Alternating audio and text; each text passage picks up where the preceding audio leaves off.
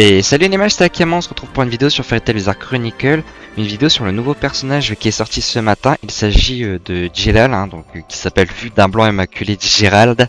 Je sais pas pourquoi ça me fait marrer qu'ils l'ont appelé Gérald, mais bon.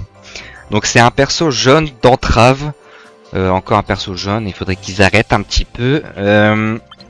Pour sa compétence normale, c'est que ça inflige 110% de l'attaque après que l'attaque a touché, à 30% de chance d'infliger à la cible pendant 3 secondes, def réduite et esquive réduite. Ouais, c'est pas fou en vrai. Défense, c'est bien de retirer un peu la défense, mais en fait, ce qui tape le plus fort, c'est vraiment la défense crit. Donc, ça aurait été la défense crit, ça aurait été excellent, mais juste la défense et l'esquive, bon, c'est une compétence un peu PVP, mais pourquoi pas. 30% en plus, c'est ok comme pourcentage.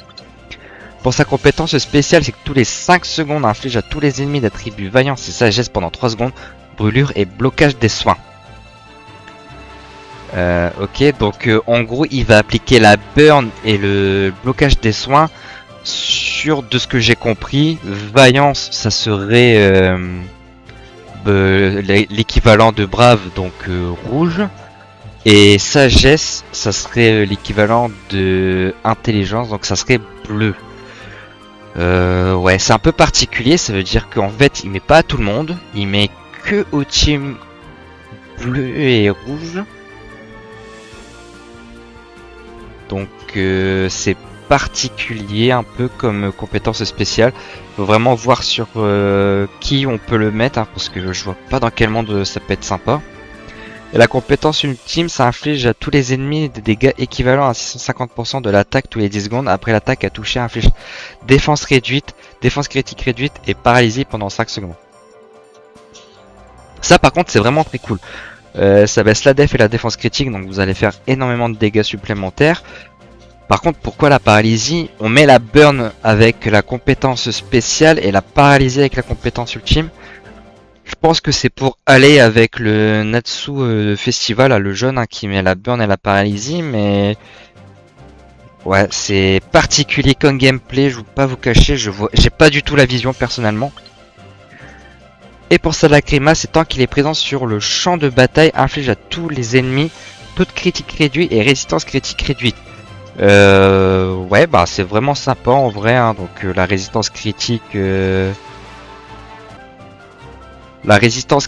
du coup, ça va augmenter vos taux de crit en gros, et ça va baisser les taux de crit ennemis. Ouais, j'ai vraiment pas la vision pour ce Gélal là. Après, il a pas l'air mauvais. Mais ouais, non, je pense pas le coup, je vais aller chercher en un exemplaire personnellement. De toute façon, on va passer tout de suite pour la tier list.